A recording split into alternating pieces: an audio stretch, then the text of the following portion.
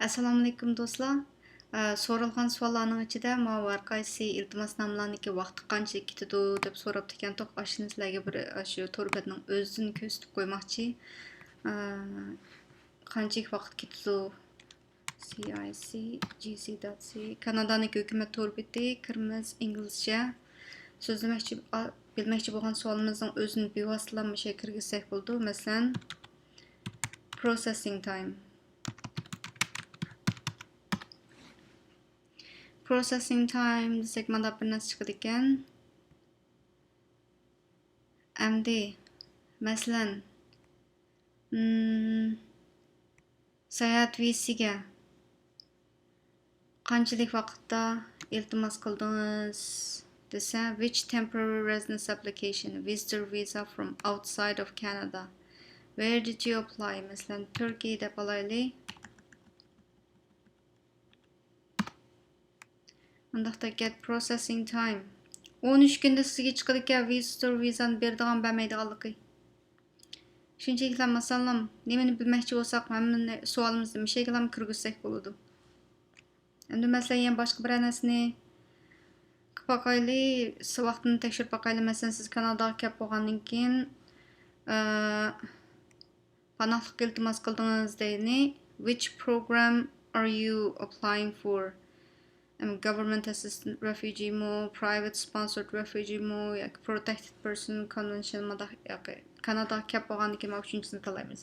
Beshidagilar mau government assistant, private sponsored deganlar hozircha bizga sizlarga mos kelmagandan keyin Kanadaga kelib bo'lgandan keyin qancha vaqt chiqadi desa 20 months.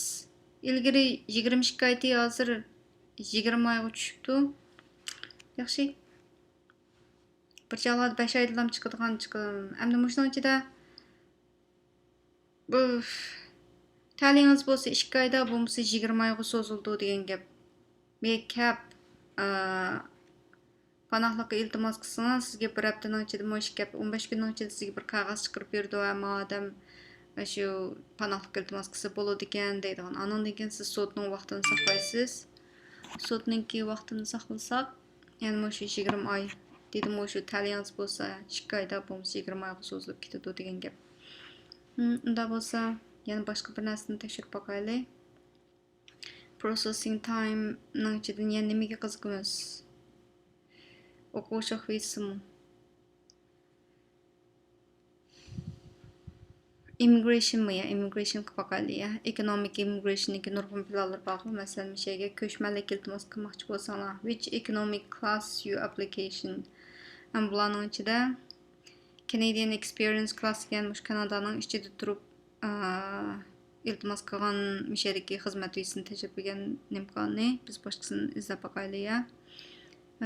Masalan, mishaga caregiver degan boshqalarning bolasini beqib berman deb keldiganligini deydi.